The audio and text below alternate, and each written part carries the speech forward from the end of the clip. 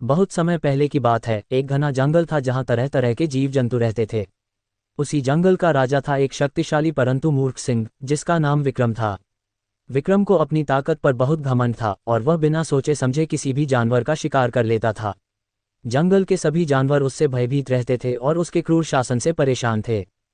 चतुर सियार की योजना। इसी जंगल में एक चतुर सियार रहता था जिसका नाम चंद्र था। वह बहुत बुद्धिमान था और जानता था कि अगर सिंह को नहीं रोका गया तो जंगल में कोई भी जीव सुरक्षित नहीं रहेगा। वह अपने मित्रों के साथ मिलकर एक योजना बनाने लगा। एक दिन सियार ने सोचा, सिंह को अपनी ही मूर्खता का शिकार बनाना होगा। वह कुछ देर सोचता रहा और फिर उसे एक तरकीब सूझी। सिंह के सामने प्रस्ताव। सियार सिंह के पास गया और बोला, हे महाराज, आप जंगल के राजा हैं लेकिन प्रतिदिन शिकार के लिए भटकते रहते हैं। ये तो राजा के गौरव के अनुकूल नहीं है।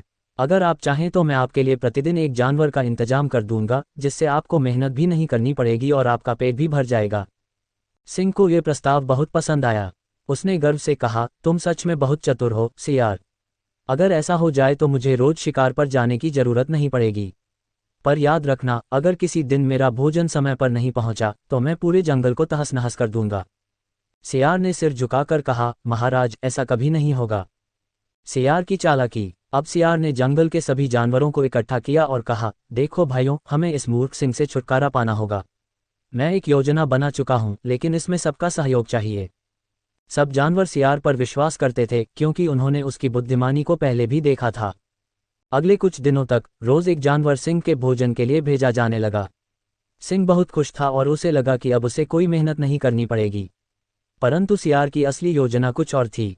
सिंह को धोखा। एक दिन जब सियार की बारी आई तो उसने एक और चाल चली। वह सिंह के पास गया और बहुत घबराया हुआ दिखने लगा। सिंह ने गुस्से में पूछा, आज मेरा भोजन कहाँ है? तुमने वचन दिया था कि रोज एक जानवर आएगा, पर आज कोई नहीं आया। सियार ने कांपते हुए कहा, महाराज क्षमा करें, आज हम आपके लिए एक मोटा ताज़ा खरगोश लेकर आ रहे थे, लेकिन रास्ते में एक और सिंह ने उसे पकड़ लिया। उसने कहा कि अब वह इस जंगल का असली राजा है और आपको चुनौती देता है। सिंह गुस्से से भड़क उठा, कौन है वह मूर्ख जो मेरे जंगल में घुसपैठ कर रहा है? सियार ने सिर झुकाकर कहा, महाराज, वह बहुत शक्तिशाली है और वह एक गहरे कुएं में रहता है। उसने मुझे चेतावनी दी कि अगर मैंने आपको उसके बारे में बताया तो वह मुझे भी मार डालेगा। सिंह ने गरजते हुए कहा, मुझे तुरंत वहां ले चलो। मैं देखना चाहता हूं कि कौन मेरी सत्ता को चुनौती देने की हिम्मत कर रहा है। सिंह की मूर्खता और अंत।